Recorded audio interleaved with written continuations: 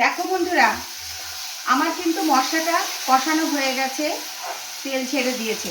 এর মধ্যে আমি কালারের জন্য একটু কাশ্মীরি মির্চ দিয়েছি, এর মধ্যে কিন্তু আমি শুকনো লঙ্কা দিইনি। এবারে আমি এই দেখো ভেজে রাখা মাছগুলোকে এর মধ্যে আমি দিয়ে দেবো।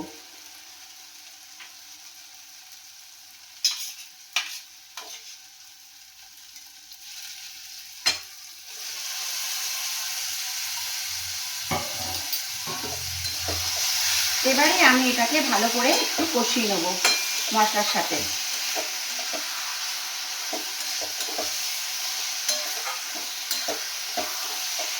অপূর্ব টেস্ট হয়, তোমরা একবার করে দেখো এইভাবে।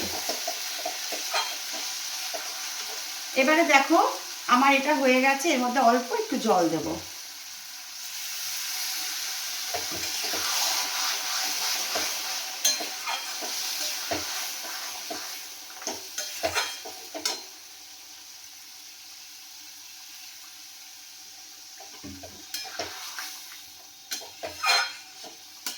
মাছটা একটু সেদ্ধ হতে হবে, তাই তো বন্ধুরা? সেদ্ধ হতে যেটুকু জল, মালাইকারিতে তো আমি আর ঝোল রাখবো না, গামাখাই করবো।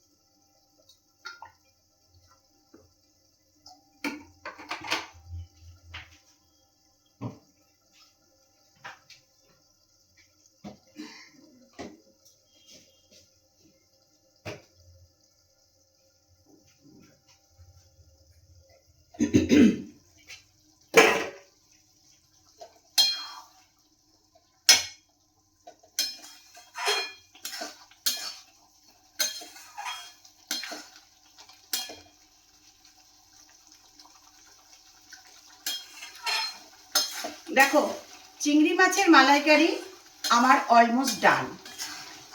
এটা আমাদের আরও একটুখানি শুকিয়ে যাবে। এবার আমি এটাকে বাটিতে সার্ভ করে দেব। তোমরা কে কে ভালোবাসো চিংড়ি মাছ খেতে আমাকে অবশ্যই জানাবে।